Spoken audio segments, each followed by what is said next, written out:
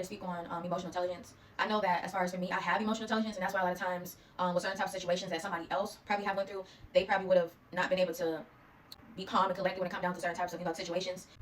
Over the years, I've grown with my emotional intelligence. I also have emotional resilience, and I feel like sometimes when it comes down to having emotional intelligence, some people, they like to kind of take that for granted because they feel like we're always going to do the right thing, we're always going to just let things slide, and then after a while, they start to feel like we just won't do anything. And that's what I'm just saying to myself. Was just like, well, you can't push somebody to the limit, right? You don't want to keep on poking the bear, so to speak, because the bear have the right to attack you because you're constantly keep on bothering it. And it's a form of balance. It's not retaliation. It's balance. Okay, right? You did something, and then it happens back to you.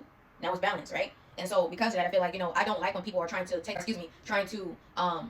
make it seem like because somebody have emotional intelligence, they can just keep on nitpicking and keep on bothering and keep on doing things, and nothing's ever going to happen back to them. So sometimes I have to put somebody in their place, and they may want to try to say, oh, you're crazy, you're just emotional, you're just sensitive. But essentially, I'm very calm, cool, and collected. So if I get to a certain point in my life where I'm upset and I'm probably responding in that type of emotion, that's because I've probably given somebody the benefit of the doubt for so long to the point where I can't take it anymore, and then that side comes out. But a lot of times certain types of people, they're trying to make it seem like, oh, you're just a crazy person, you're just going berserk, oh my goodness. And it's like, well, no, because again, remember from the beginning I was showing my emotional intelligence, right?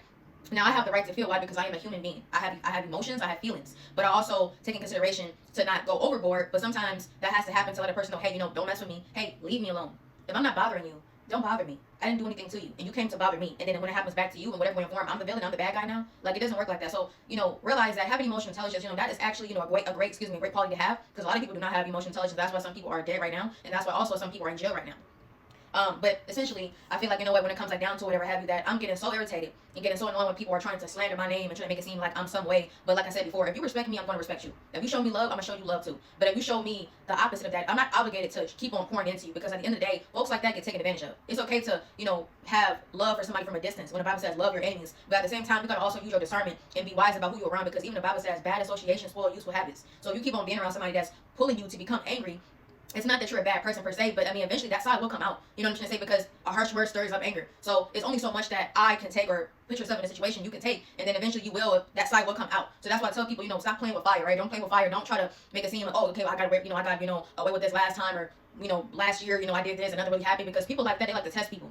Right? And then when something end up happening in the end, they want to start to be, oh, I can't believe people do something like that, or you're a rude, mean person, or he's cruel, and you guys are are evil people, or what's up with you people, right? And I feel like, well, for the longest we were being calm, cool, and collected. So why is it that you feel like you can just go out there and bother people, but then when it happens to you, you want to make it seem like it's an issue or it's a problem when you've been doing it, to somebody for so long? So the message is, what, emotional intelligence is a great quality to have, like I said, right? People need to start using their emotional intelligence. But I feel like, don't try to undermine me and try to make it seem like I'm the crazy one, or I'm just so emotional and I can't keep my feelings in check. I'm not no crash out dummy.